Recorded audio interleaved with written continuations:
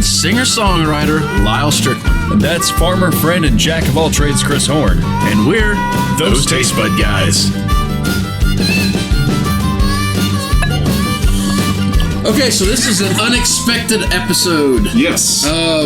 We're already poured because a friend showed up and brought this bottle and poured these ginormous pours. You can see how much I'm a little more through mine. Woof. And then it occurred to us that we should probably have been on the other side of the camera. Yes. Uh-huh. So.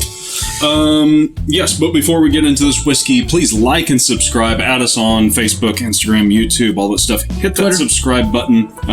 Yes, Twitter. Twitter. That's what I said, Twitter. You're trying to throw me. I was in a good. He thought I was cadence. going to say Tinder. Yes, but I didn't. But also, please join our Patreon. We're asking for $4. $4 little dollars to keep these shelves filled, to keep us doing this thing, and we got some other content we're gonna release in the future coming up. So. And if there's a better number, tell us what that is. Yeah. We'll work with you on it. 50 cents is fine as well. Okay. It's fine as well. Man,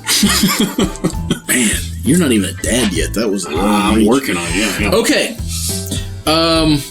Yeah, so you did all the little very quick we don't know what we're doing. Very quick research on this. Well, have you had Weller before? I have not. Okay. So let me back up 1 second. I'll say my piece on this. So a friend of ours posted on Snapchat, who's on the backside of the camera today, and it had this ginormous bottle. And I was like, "Hey, buddy, old pal, friend, bring that up by here. We'd like to taste it." And he did. And he just poured these magnificent pours. And we heard glug, glug, glug in the background like it was Dr. Pepper. It was a solid And after we started drinking, we realized we should be in front of the camera, which is how we landed here. And no, I've never had this other than a few drinks I had before I got in here and said, So I have had Weller 12. Okay. Which technically in the line of Weller is supposed to be better, more rare, something that you seek, right? Little background on Weller. Buffalo Trace Distillery. It's same distillery that makes Pappy Van Winkle, which is like crazy expensive, also crazy good. Maybe worth the price. Depends on the bottle. Weller, the Special Reserve. This is the most easy to find. But it's getting harder and harder to find. So I heard a story about them one time that they, let's take I don't think it was Macadoodles, but let's say Macadoodles, for instance, could go in there and pick out their select version of Weller's. And basically, it was like getting Pappy because they got to go through there and pick their selection. What their select was to their profile and have it made up and I'm sure that's possible. And it was cheap. I know that's like $40 cheap. Yeah, I know that's been done with Blanton's, specifically in our area. I know some liquor stores have gotten a barrel of Blanton's before. Okay. But let's get to this one. And the reason I bring up the 12 year is because I've had the 12 year, and I didn't like it. I didn't think it was worth the money. Now this is a liter. $7.50 will run you $25 to $100. Literally, that's the price range depending on comparing size. It's bigger. Yeah. So I don't know what this one was. Probably $1,000. I have no idea. But I've had this one now, and I think that I'd have to have them back to back. But I think this is better than 12. Okay, but you said this was a wheated bourbon. Bourbon. Yes. Is all Weller wheated bourbon? I believe so. Do you know that? No, we don't know. All right, we think all Weller's wheated I know bourbon. the 12 year is. Okay. I hope. Well, I show back to the nose on that, but sorry, I've already drank half of this. It's hard to stop and start over. Tasty. Is it 100 proof?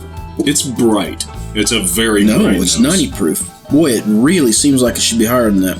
Well, that's one of the things they talk about with wheated bourbons, that the alcohol nose on it, and even in the taste, is pretty so the alcohol punchy. vapor is very, it gets you in the eyes, actually. It's so much.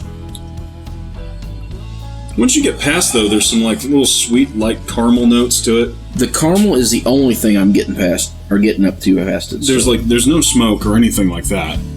No, and I don't even really get much wood off of it. No, I mean, when you hear the word wheat and you think of like a wheat beer, you think like it's a little brighter, a little punchier. Grainy. Yeah. Which I don't get that kind of grain off of it. Now, on the taste, for me personally, bourbons, I like them a little thicker, a little heavier, oakier. I like them a little sweeter and woodier. Yeah. For me. But this is a nice dry bourbon. There's not much sweet character. The wood's prevalent. The alcohol's prevalent, just like it is in the nose. So I like the burn, but it's a little thin on body for me, generally. I disagree. Yeah, you like it? I mean, I really like it, and you can tell that from the amount of I've drank out of mine versus his. This is one of the few that I actually get strong vanilla notes in. Yeah, and I actually get. I hate going peppermint because it's the alcohol that's doing it, but it's a pepperminty kind of flavor. It's very bright. It doesn't have those glass kind of notes. Yes, we're editing in the background, so it's going off. His computer's going off. Was that mine? Yes, because it's connected to the big speakers. Oh, that's right. I forgot I was editing. Okay, yeah. So you'll see that episode. Anyways, yeah, it doesn't have those like that glass thin notes. I think there's a lot of body to it. For me, I can almost tell bourbon wise what I like about the color. I think the color is fantastic here. No, it's good, but these are just a shade darker. Well, I thought they were darker. I think you're full of shit. Personally, right, you know what? I'll just put these back on the shelf. I don't think you can tell the difference. All in all, it's pretty tasty. No, I really like this one a lot.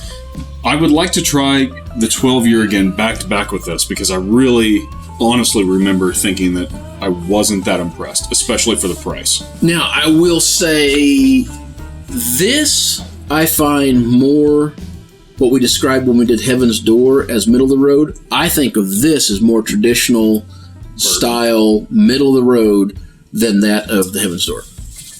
I would, yeah. This, even though it's wheated, this kind of falls into that category as like a really good Jim Beam. Really good. Yeah. But I like the wheated, the rye, the something that's just a little bit off center of bourbon. Yeah. So. Well, listen, it's not bad, and I'm going to go ahead and finish this glass pretty quickly. How quickly? Ready to shoot? No. It's too good of a whiskey for that. You got anything else to say about this? No. We're going to have to record another episode that we actually intended to record in a little bit, so... I believe we have a barley wine coming up, right? I think we do have barley wine coming up, which I'm very excited about. All right. Until next time. Whether it be the brand new wheated bourbon you're getting to try, the food you're eating, clothes you're wearing, the people that you're meeting, grab a buddy and try something new.